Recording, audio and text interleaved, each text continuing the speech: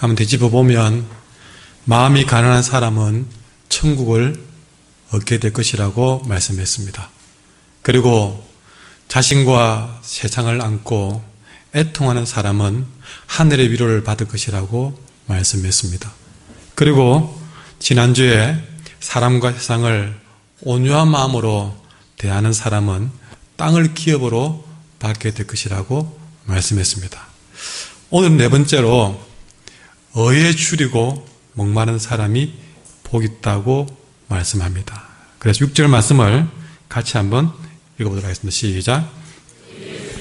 목마른 자는 복이 있나니 그들이 배부를 것이며. 아멘.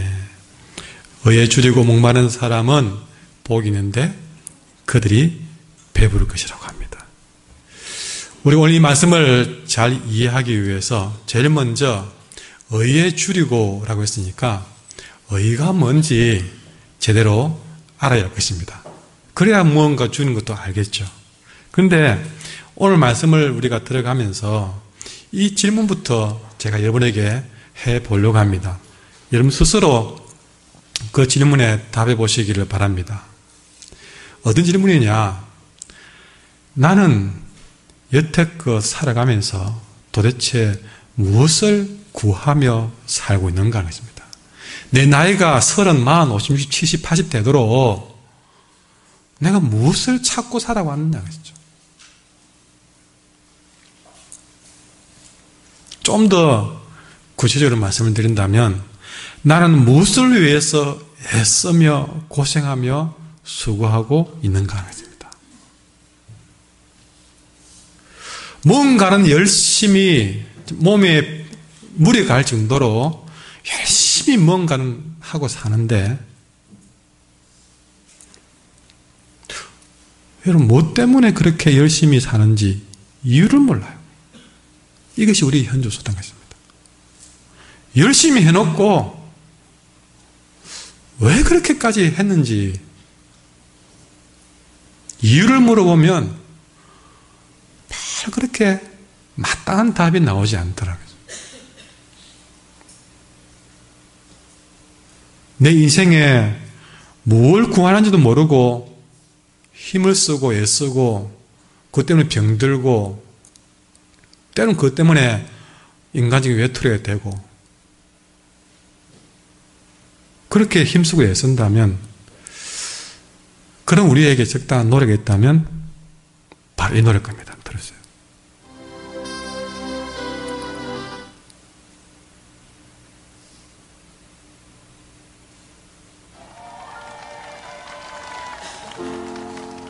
좀 크게 들으세요. 난 참 바보처럼 살았군요. 난 참 난 참 바보처럼 살았군요.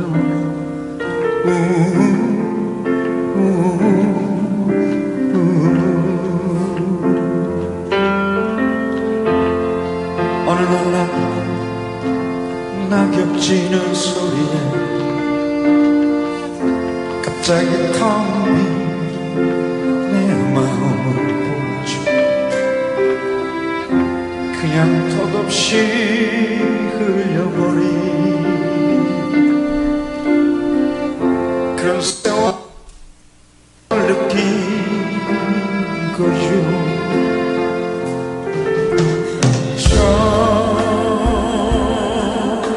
떨어지는 낙엽처럼 그렇게 살아버린 내 인생.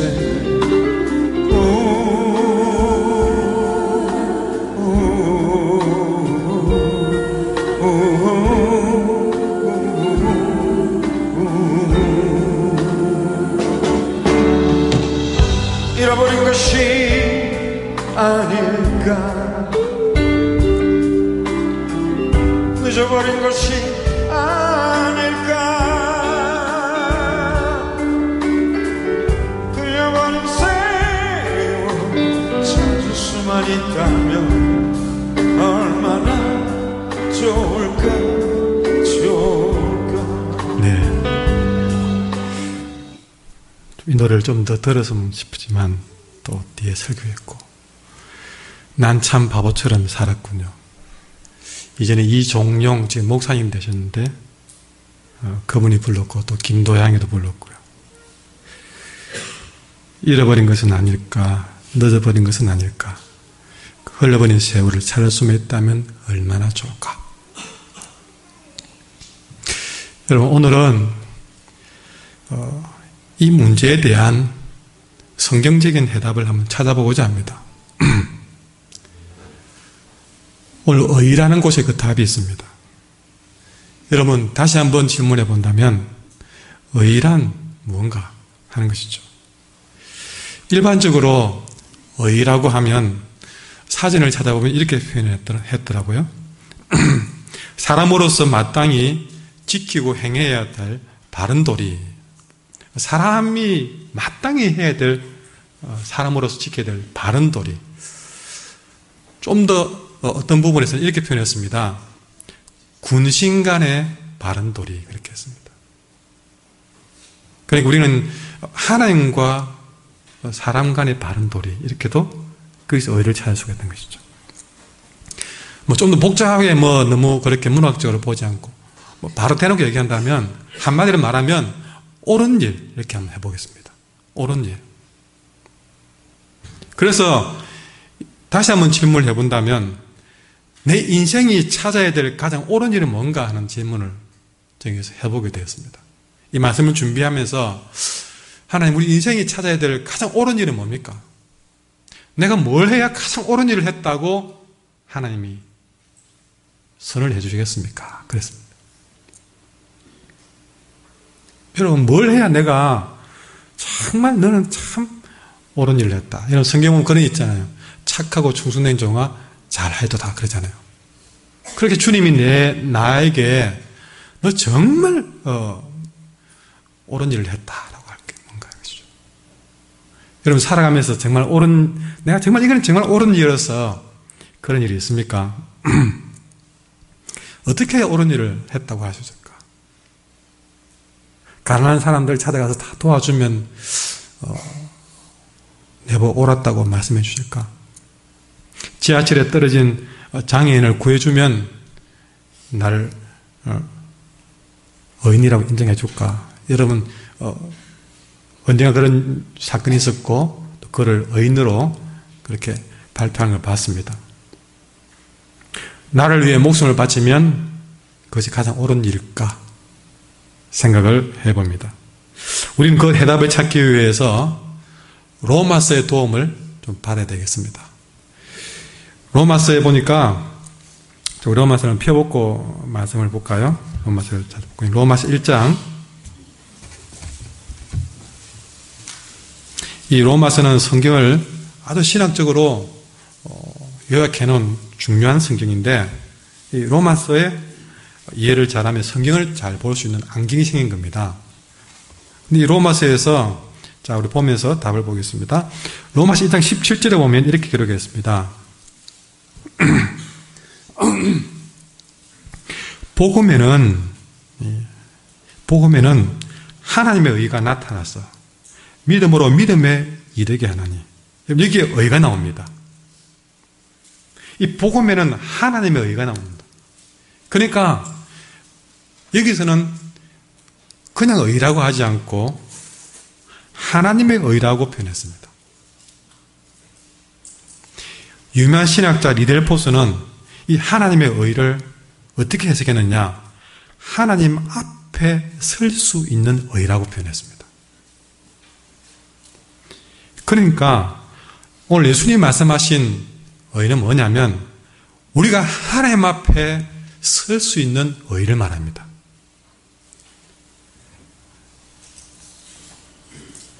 세상에서 우리끼리 야 내가 의롭다, 네가 더 의롭다 그렇게 하는 것은 도토리 기적입니다. 우리끼리 앉아가지고 여러분 어릴 때 그러잖아요. 어릴 때 소꿉놀이, 저 소꿉놀이 해봤거든요. 소꿉놀이 할 때 어떻게 합니까? 오늘 네가 아빠해, 내가 엄마 할게 그러잖아요. 그거 똑같아요. 내가 의롭다, 네가 어렵다. 그거는 소꿉놀이에요. 뭐 도토리 키재기입니다. 얼마나 더 어렵고 어려우면 얼마나 더 어렵나 것이죠. 우리가 이 말은 뭐냐면 우리 안에서 의를 찾으면 답이 안 나온다는 것입니다. 그 의는요 맨날 바뀌어요. 오늘 이 사람이 어려웠는데 내일 되면요 그 사람이 제일 악한 사람이 될 수 있는 것이 인생입니다. 우리끼리 우리 안에서 답을 찾으면 의의가 없어요. 거기서 찾은 의의는 여러분 공갈빵입니다. 우리는 의의를 성경에서 하나님에게서 의의를 찾아야 됩니다. 그래서 오늘은요 아주 그 메이크를 정확하게 기록해 놓은 것처럼 의의 출처를 분명히 기록해 놨습니다. 하나님의 의인데 여러분 좀 더 구체적으로 신학자가 말한 것처럼 우리가 하나님 앞에 설 수 있는 의는 무엇이냐 그 얘기입니다.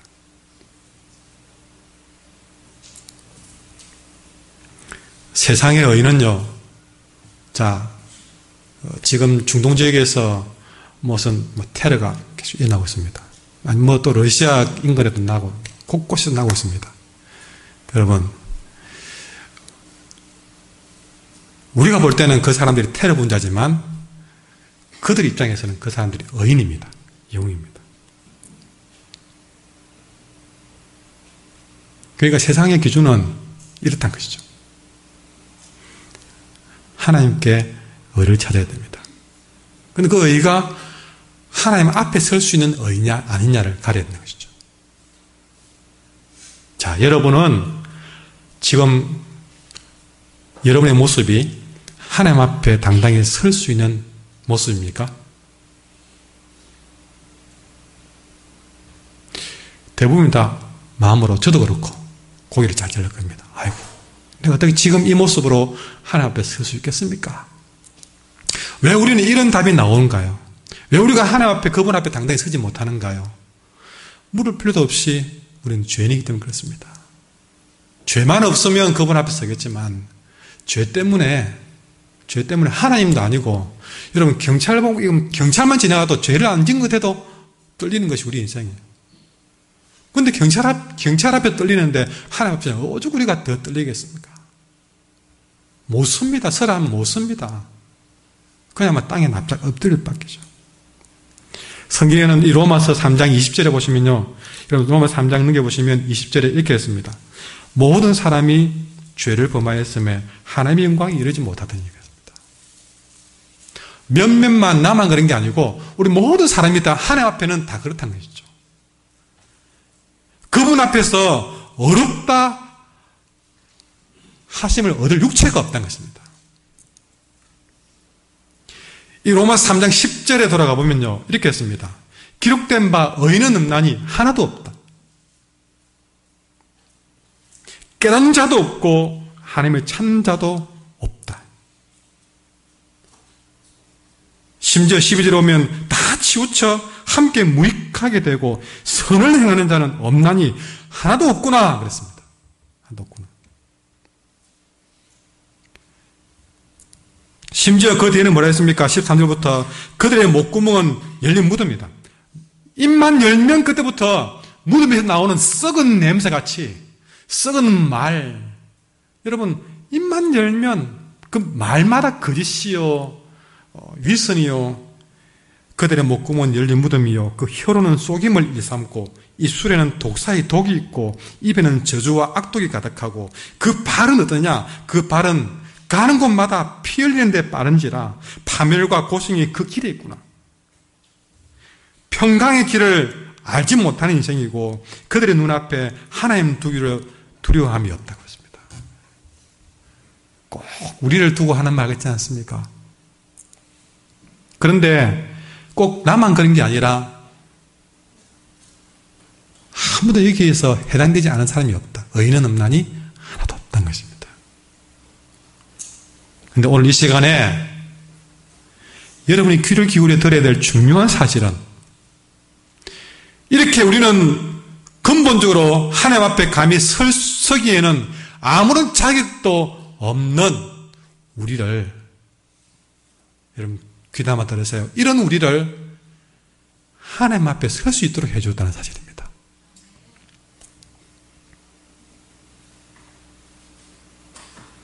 도무지 하나님 앞에 설 수 없는 사람을 하나님 앞에 설 수 있도록 만들어줬다는 사실이죠.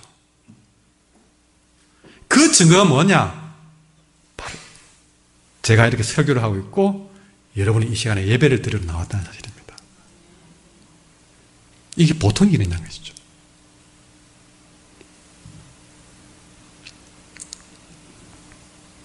그래서 성경은 나의 의라고 하지 않고 하나님의 의라고 하신 것입니다. 의는 뭐냐?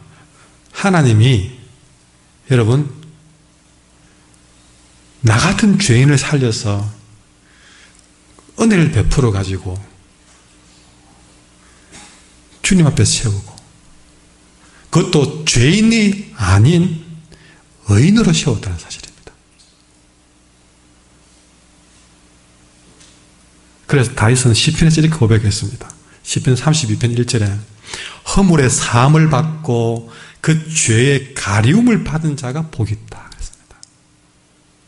여러분 우리가 왜 복이 있느냐? 돈이 많아서 복이 있는 것이 아니라 도무지 하나님 앞에 설 수 없는 그야말로 입만 열면 열릴 무덤이요 그 목구멍은 혈은 속임을 일삼고 평생 파멸과 고생의 길로 달려가는 이 인생을 여러분 그런 허물을 가진 인생이 그 모든 죄를 사함을 받고 그 죄를 덮어주고 가리워줘서 하나님 앞에 설 수 있는 이것이 내게 최고의 복이라는 것입니다. 여러분 예배 드리러 나오면서 여러분 이 자체가 복입니다. 내가 지금 내가 복 중에 들어간다는 생각으로 예배에 임하셔야 된다. 하나님이 시퍼렇게 여러분 절간에 가보면 그 문 앞에 무시무시한 괴물 막 상을 2개를 세워놨잖아요.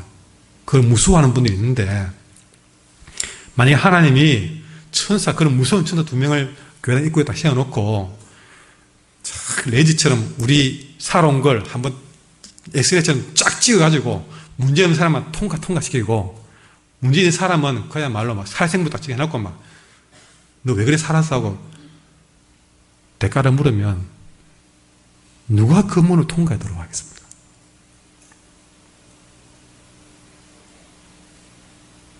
그런데 들어올 때마다 여러분 성가대원들이 안에 무슨 옷을 입었든 거기에 가운 딱 입히듯이 그 허물과 죄를 가리워 덮어서 통과시켰어요. 이 예배 자리에 선 것입니다. 하나님의 의는 뭐냐? 인간이 그 타고난 도덕적인 본능에 의해서 행한 선행으로 얻을 수 없는 일입니다. 여러분이 1초도 쉬지 않고 의를 행하고 살아도 이런 은혜를 얻을 수 없습니다. 왜냐? 로마 3장 보면 율법의 행위로는 여러분 율법의 행위 가지고서는 여러분 20절에 보십시오. 율법의 행위로는 그의 앞에 하나님의 앞에 어렵다함을 얻을 육체가 없나니 그렇습니다. 내가 율법으로 산다고 해서 내 선행으로는 그분 앞에서 어렵다함을 받을 육체가 없다고 했습니다. 그럼 뭐냐? 여러분 24절에 보시면 그리스도 예수 안에 있는 속량으로 말미암아 하나님의 은혜로 값없이 어렵다 하심을 얻은 자라고 그랬습니다. 내 행위로는 어렵다함을 얻을 도리가 없는데 하나님의 은혜로 값없이 내 허물의 사함을 받고 내 죄의 가리움을 받고 용서함을 받는 것. 그래서 하나님께서 그렇게 우리를 죄를 용서해주고 허물을 사함을 받고 난 다음에 너는 이제 어렵다 하고 선언해 주신 것입니다. 이것이 바로 하나님의 의라는 것이죠. 여러분 오늘 말씀은 다시 돌아오면 이런 하나님의 의를 갈망해야 된다는 것이죠. 이런 하나님의 의에 줄이고 목마른 자가 배부를 것이다. 그렇습니다. 그러면 어렵다는 이 하나님의 선언을, 이 복된 선언을 나는 어떻게 하면 얻을 수 있느냐는 것을 여러분 궁금해하지 않을 수 없습니다. 그 답은 로마서 3장 22절에 나와 있습니다. 같이 한번 읽어볼까요? 시작. 곧 예수 그리스도를 믿음으로 말미암아 모든 믿는 자에게 미치는 하나님의 의니 차별이 없느니라. 분명히 말씀은 기록하고 있습니다. 이런 어렵다는 복된 선언을 어떻게 얻을 수 있느냐? 예수 그리스도를 믿음으로 말미암아서 모든 믿는 자에게 미치는 하나님의 의라고 그랬습니다. 이거는 차별 없이 주시는 것이죠. 여러분, 예수님을 믿음으로 말미암아서 어렵다는 선언을 받습니다. 왜 그분을 믿으면 어렵다는 선언을 받느냐? 그분이 나의 죄를 위해서 죽었기 때문에 그렇습니다. 나의 모든 죄를 다 갚기 위해서 십자가에서 아무 죄도 없는 그분이 기꺼이 나의 죄를 위해서 피와 살을 찢기시고 피를 다 쏟았기 때문에 그 예수님의 보혈의 공로를 힘입어서 그분이 나의 죄를 위해서 죽은 그 공로를 힘입어서 내 모든 허물의 사함을 받았고 그분의 십자가 피를 통해서 내 모든 죄가 가리움받고 용서받았다는 것을 내가 이제부터라도 온전히 믿으면 그 믿음으로 말미암아서 이제부터 우리가 하나님께 너는 어렵다는 하나님의 선언을 받게 된다는 사실이죠. 그러니 하나님의 의는 믿음을 통해서 예수님을 나의 인생의 구주로 받아들이는 그런 자에게 주시는 하나님의 선물이 뭐냐? 하나님의 의라는 것입니다. 너는 어렵다라고 선언하시는 것, 그것이 바로 거기에 있다는 사실입니다. 로마 3장 24절에 보시면요, 그리스도 예수 안에 있는 속량으로 말미암아서 하나님의 은혜로 값없이 의롭다 하심을 얻은 자가 됐다는 것이죠. 그러면 여러분, 내 인생에서 내가 아까 질문에 뭐였습니까? 내가 살면서 가장 내가 옳은 일이 뭔가 했을 때 여러분이 가난한 사람을 도와주는 옳은 일도 할 수 있고 여러분이 남들에게 정말 선을 베푸는 옳은 일도 할 수 있고 때로는 지하철에 떨어진 장애인을 건져내는 의로운 일도 할 수 있습니다. 그러나 그보다 더 옳은 일은 뭐냐? 여러분, 예수님의 보혈의 은혜로 내 허물의 사함을 받고 내 죄가 가려움 받는다는 이 사실을 내가 이 시간에 믿는 일이 내 인생의 가장 옳은 일이라는 사실입니다. 솔직히 내 인생에 내 인생보다 더 중요한 게 어디 있겠습니까? 죄와 허물로 죽어갈 수밖에 없는 내 인생이 이런 내가 구원받을 길이 있는 줄 알고 나도 그 구원받는 백성 되기를 원합니다. 하나님, 나도 나의 죄를, 나의 허물을 사함받고 내 죄가 가리움받기 원합니다. 그렇게 날 위해 죽으신 예수님을 내가 이제부터 믿겠습니다 하고 결정하는 것이, 여러분 그런 일을 진심으로 예수님을 내 마음속에서 그렇게 믿기로 결정하셨다면 여러분은 분명히 인생의 가장 옳은 일을 하신 분인 줄 믿습니다. 아브라함의 얘기를 가지고 한 예를 들어보겠습니다. 믿음의 조상 아브라함은 그가 괜히 믿음의 조상이 된 것이 아니었습니다. 하나님은 그에게 이렇게 말했습니다. 창세기 15장 6절에 보니까 아브라함이 이를 믿으니 그랬습니다. 하나님이 이것을 그의 의로 여겼다는 사실이죠. 여러분, 그만큼 믿는다는 사실은 정말 우리 인생의 가장 옳은 일입니다. 무엇을 믿느냐? 예수 그리스도를 믿는 것. 그래서 내 죄가 허물의 사함을 받고 용서받는 길을 가는 것. 이것이 가장 내 인생에 내가 할 수 있는 최고로 잘한 일이라는 사실입니다. 그러면 좀 더 이렇게 의에 줄이고 목마른 사람은 구체적으로 좀 더 어떤 사람인가 하는 얘기를 말씀드리려고 합니다. 첫 번째로 이렇게 의에 줄이고 목마른 사람은 어떤 사람이냐? 이런 무엇보다 무너진 하나님과의 관계를 회복하는데 목말라야 됩니다.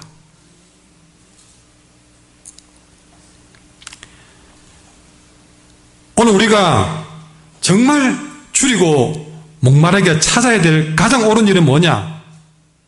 근본적으로 무너진 하나님과의 관계를 빨리 회복하는 일에 목말라야 됩니다.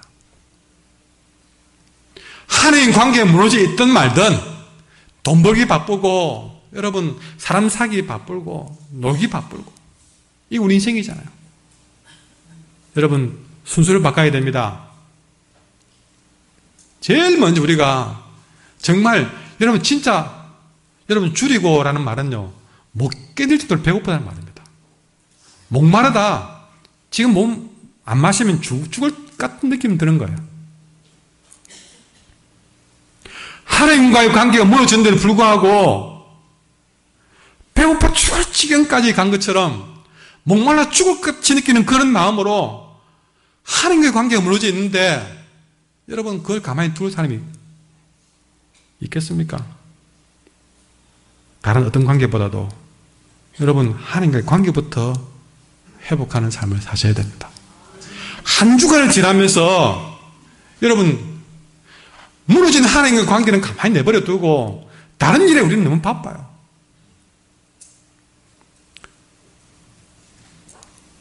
사람은 제일 자기가 중요하게 생각하는 것부터 하게 되는데 여러분 한 주간이 아니라 하루 중에라도 내가 어떤 일로 하나님 관계가 무너질 수 있습니다.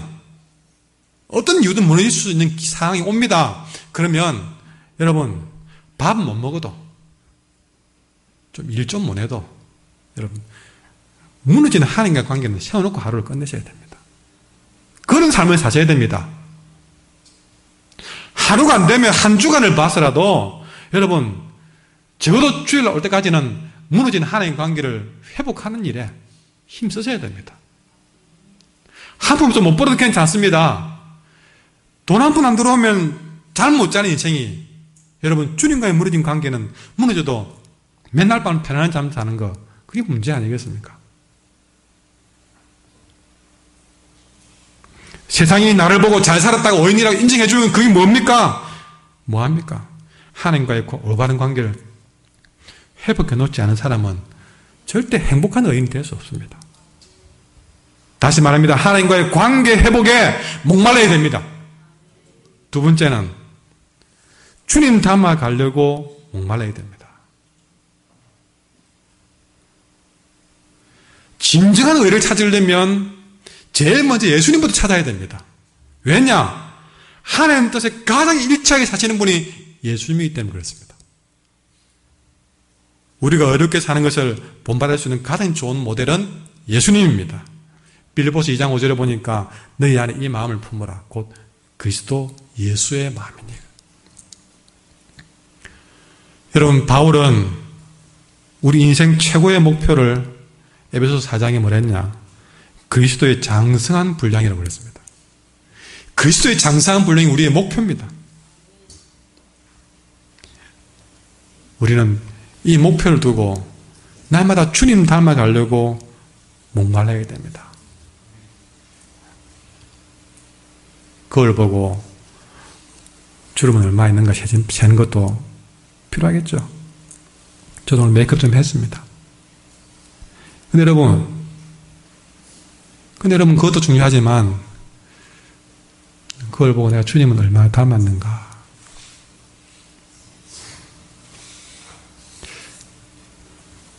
매 순간 내 마음이 이 순간에 예수님 좀 닮았으면 좋겠다.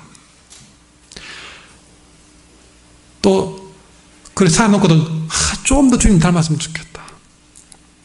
그것이 내게 날마다 목말라야 된다 했어요. 여러분 뭐가 먹고 싶은 데 있잖아요. 가고 싶은 곳이 있잖아요. 그거 하나만 내가 참 죽을 것 같은데. 그런 마음으로 주님을 좀 닮아봤으면 하는 마음으로 살아봤습니다.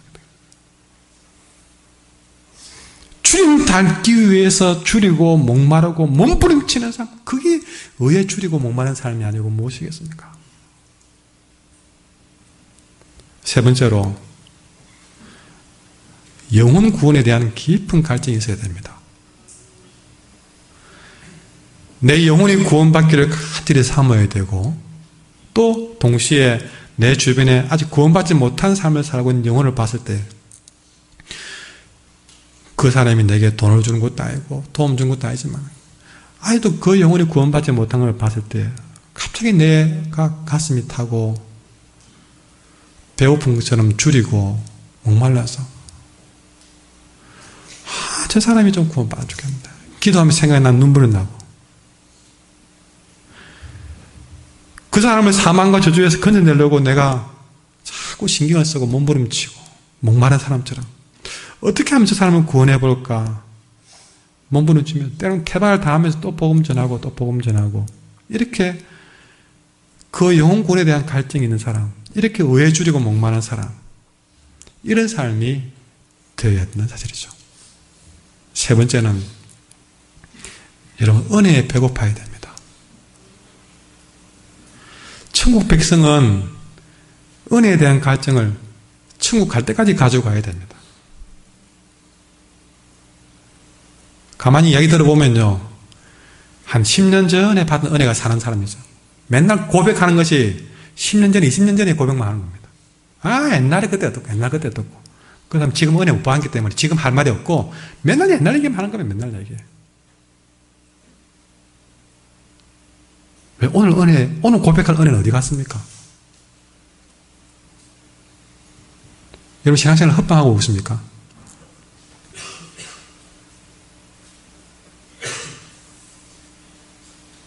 만약에 그렇게 은혜 없이 하루를 살고 한 주를 살고 그러면서도 내게 아무런 갈증도 배고픔도 없다면 이미 그 영혼은 병들어 버린 겁니다. 우리는 하루가 멀다 하고 은혜에 갈급한 영혼이 되어야 됩니다. 은혜 안 받고는 잠도 안 와야 되겠죠. 은혜 안 받고는 잠이 안 와야 됩니다. 은혜 안 받고 내가 이것이 주님의 은혜다라는 생각을 가진 것이 없이 하루를 넘기면 하루는 실패한 거죠. 좀 과감히 말해서.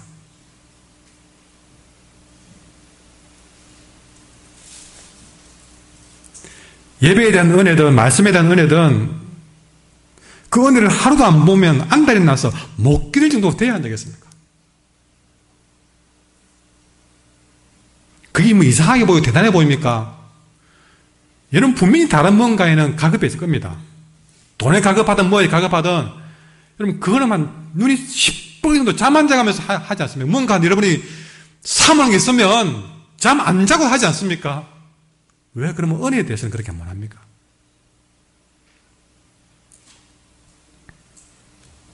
다섯 번째로 여러분 죄와 싸우는 일에 여러분이 줄이고 목마른 사람이 되어야 됩니다.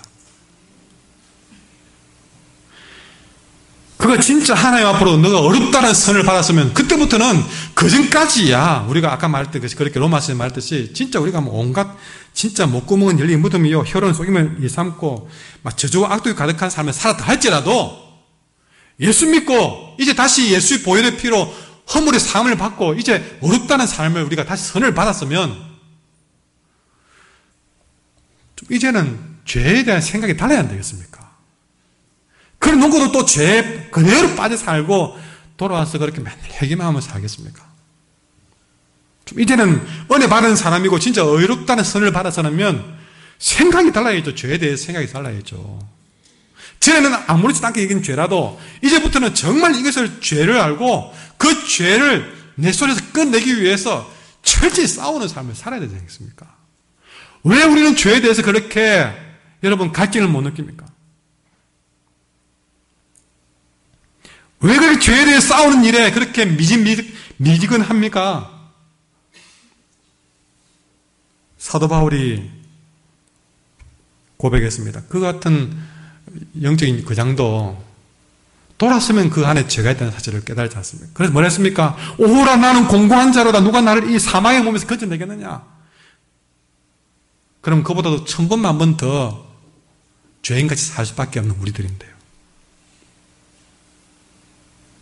진정 의에 줄이고 목마른 사람이라면 이 죄에 대해서 철저히 우리는 싸우자는 열망이 줄인 자처럼, 목마른 자처럼 일어나야 될 것입니다. 우리가 죄에 대해서 아무런 거부감을 느끼지 못한다면 그 영혼은 병든 영혼입니다. 남들 그리 사는데요, 남들 사는 만큼 사놓고 잘 살았다고 말하는 그 자체가 문제란 것입니다.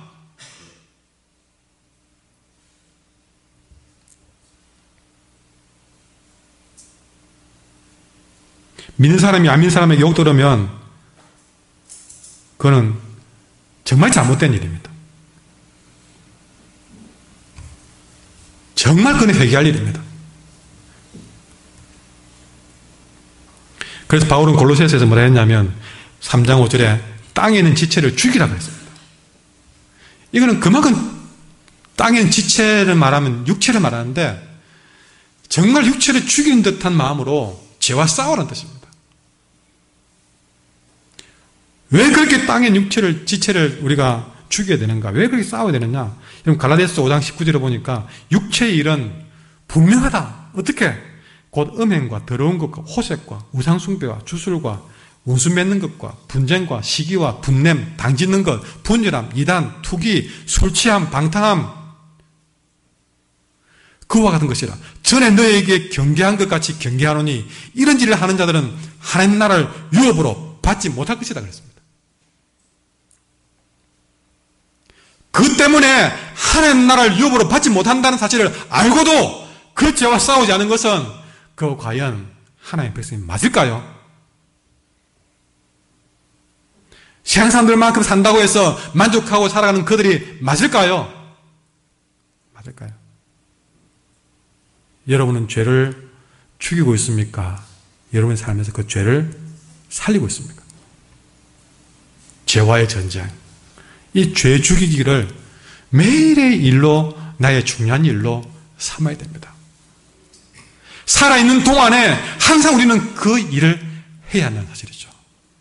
그 일은요, 하루도 쉬어서는 안 됩니다. 하루도 쉬어서는 안 됩니다. 돌았으면 죄는 살아서 잡초처럼 무성해질 것입니다. 죄와 싸우는 일, 이 죄 죽이는 일들은 우리는 계속 하셔야 됩니다.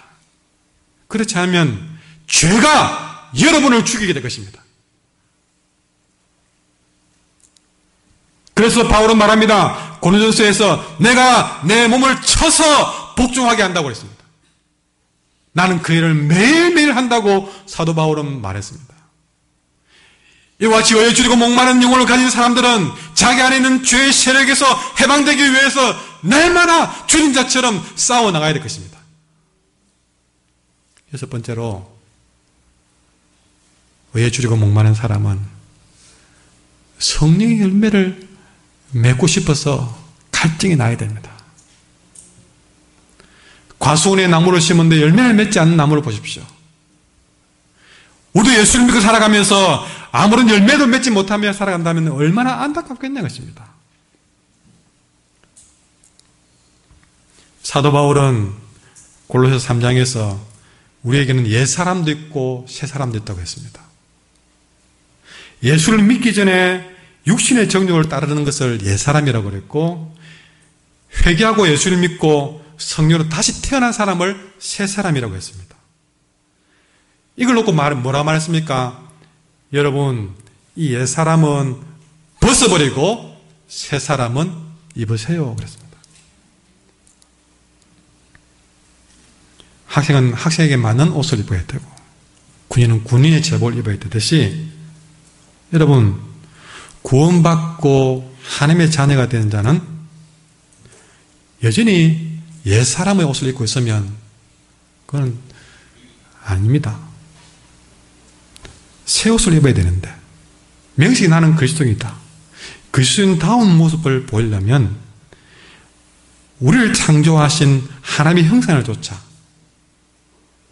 여러분 뭐라 했냐면 지식에까지 의롭게 된 새 사람을 입으라 그랬습니다.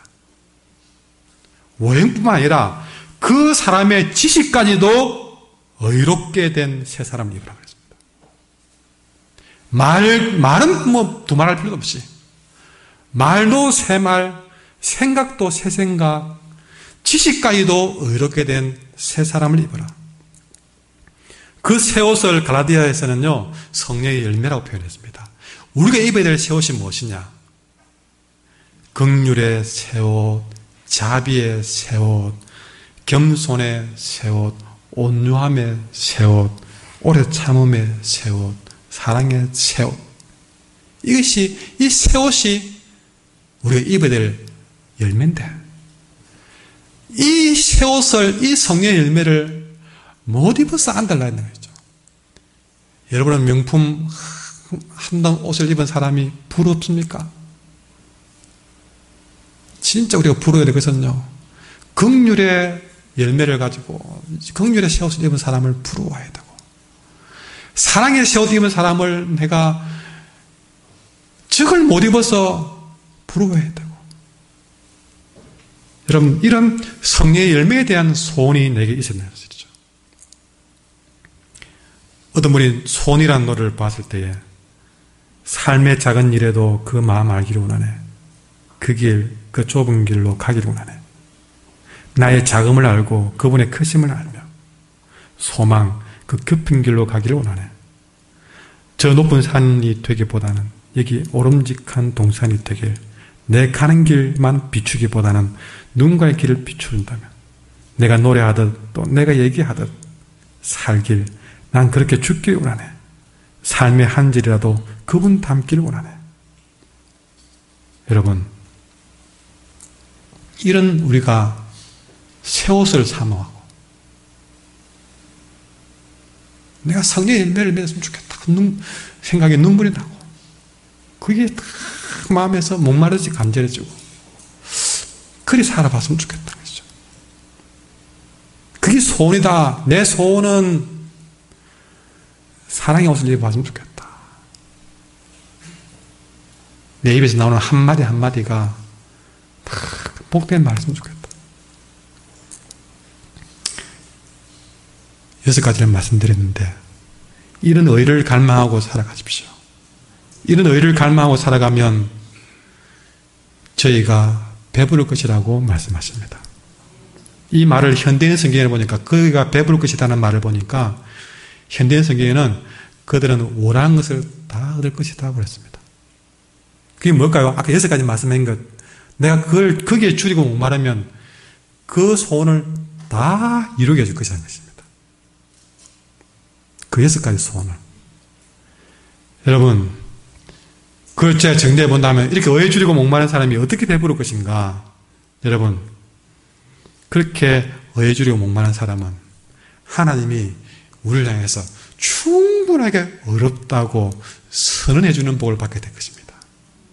내가 배부를 만큼 어렵다고 인정해 줄 것입니다. 이걸 저는 죄 용서의 복이라고 정리를 해봤습니다.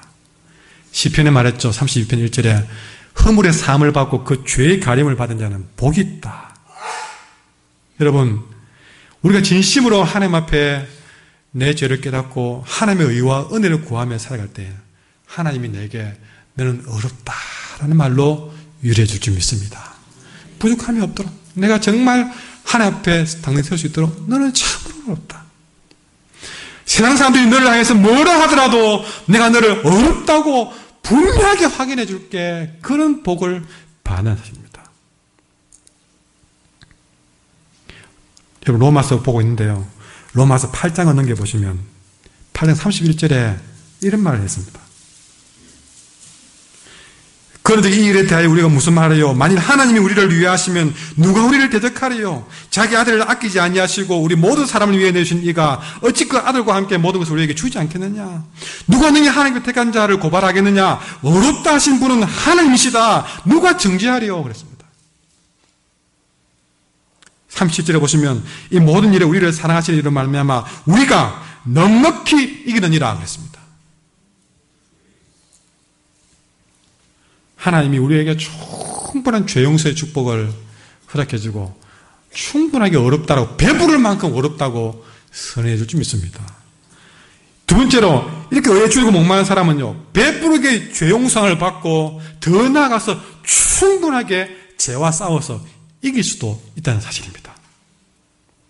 죄 용서만 받고 끝나버리면 뭔 소용 있습니까? 또 죄에 지면 안 되잖아요. 그런데 죄 용서를 받고 난 다음에 충분히 이제는 죄와 싸워서도 이길 수 있도록 도와주는 사실이죠.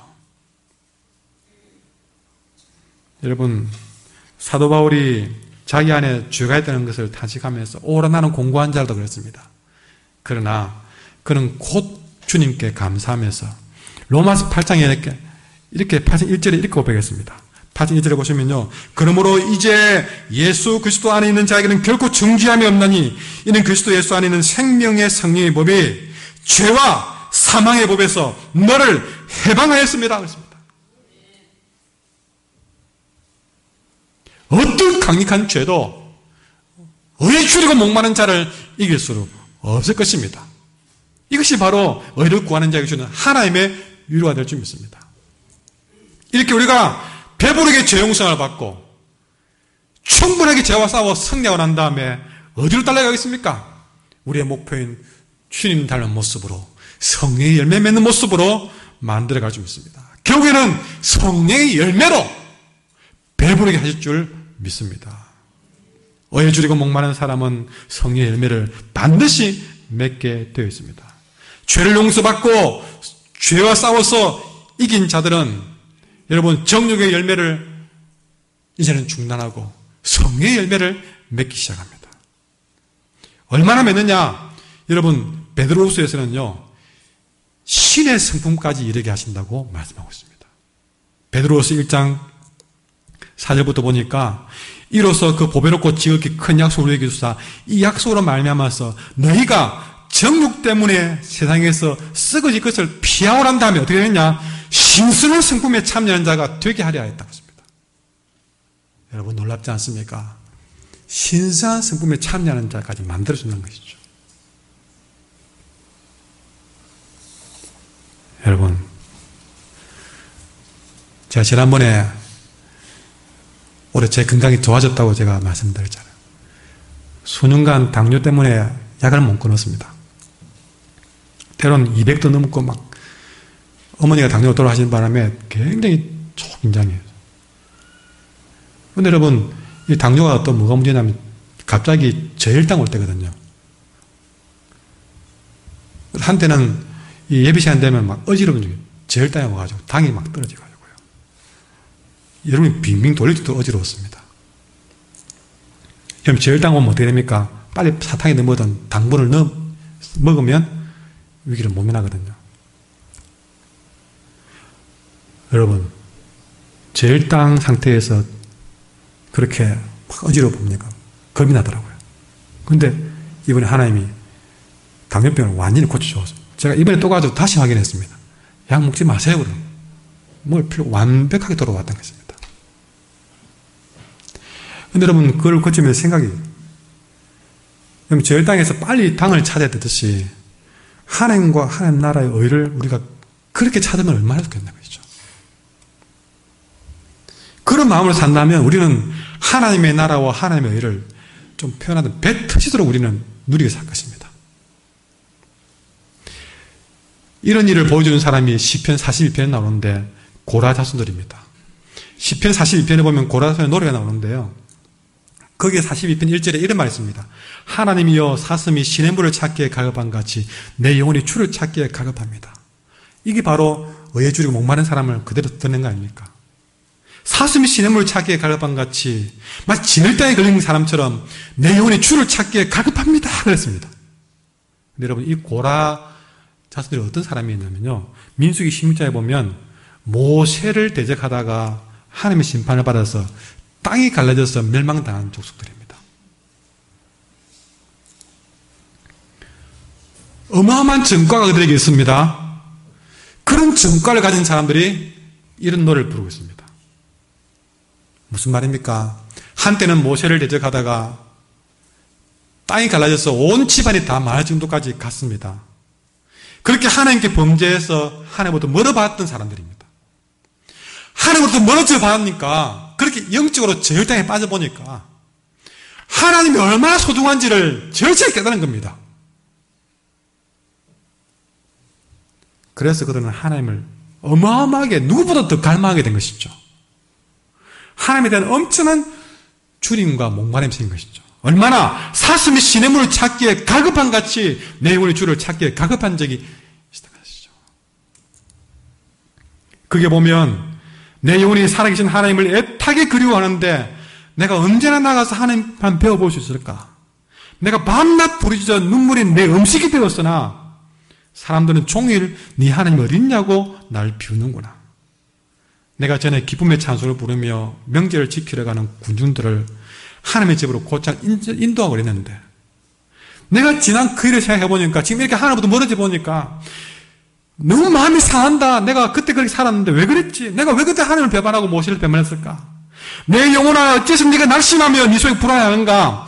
너는 네 희망을 하나님께 두어라. 나는 내 구원되신 하나님을 찬양하리라. 그러면서 사슴이 시냇물을 찾기에 가마지 주님 하면 안 됩니다라고 그렇게 달려오게 된 것이죠. 하나님이 떠나보니까 이제는 하나님의 나라와 의에 대해서 이렇게 줄이고 목마른 사람이 된 것입니다. 놀랍게도 그렇게 주의 의에 목마른 사람이 복이 있나니 분명히 이 고라자손들은 배부른 복을 받을 것입니다. 여러분 진정 복 있는 사람은 이처럼 의에 줄이고 목마른 사람입니다. 의에 갈망해야 됩니다. 여러분은 의를 갈망하십니까? 얼마나 중요한 제목인지 모릅니다. 여러분은 의를 갈망하십니까? 날마다 우리는 그렇게 의를 갈망하고 살 때에 배부르게 죄 용서를 받게 될 것이고 날마다 죄와 싸워 승리하게 될 것이고 날마다 승리의 열매를 맺으며 살 수 있게 될 것입니다. 이런 인생을 사는 사람들은요 그 마지막이 절대 허무하지 않습니다. 왜? 그렇게 죄 용서 다 받고 마지막에 성령의 열매로 인생을 마감할 것이니 뭐가 허무하겠습니까? 의를 추구하며 사는 사람들은 인생 마지막 날도 멋지게 죽습니다. 그 사람이 누구냐? 스테반입니다. 스테반 보십시오. 그는 돌에 맞아 머리가 깨지며 피 흘리며 죽었습니다. 여러분 불행했을까요? 아닙니다. 그는 죽음 직전에 그 얼굴이 천사처럼 자는 듯이 그는 죽었습니다. 심지어 죽으면서 자기를 돌로 치는 사람들의 죄를 용서하면서 죽음을 맞이했습니다. 이처럼 끝까지 의를 추구하는 사람은 인생이 허무하지 않습니다. 아까 난 바보처럼 살았으면요 그렇게 잃어버린 것이 아닐까 늦어버린 건 아닐까 그럴 필요가 없는 인생이 된다는 사실이죠. 그게 배부른 인생의 사실입니다. 이런 인생을 무엇과 바꾸려고 하십니까? 엉뚱한데 줄이고 목말라서 진짜 중요한 이 의에 줄이고 목마른 삶을 못 살아본다면 그게 억울하고 그게 잃어버린 세월이고 그렇게 살다가 늦어버린 것은 아닐까. 그렇게 흘러버린 세월 지금의 우리는 찾을 수 있다. 의를 갈망하면 된다는 소리죠. 세상 사람들은 행복을 추구하지만 결국 진정한 행복을 찾지 못했습니다. 그러나 천국 백성들은 오늘 말씀을 통해서 분명히 제시합니다. 의를 갈망하면 그는 진정으로 허무하지 않는 만족한 삶을 살게 될 것입니다. 오늘 말씀을 생각하면서 우리 함께 찬양합시다.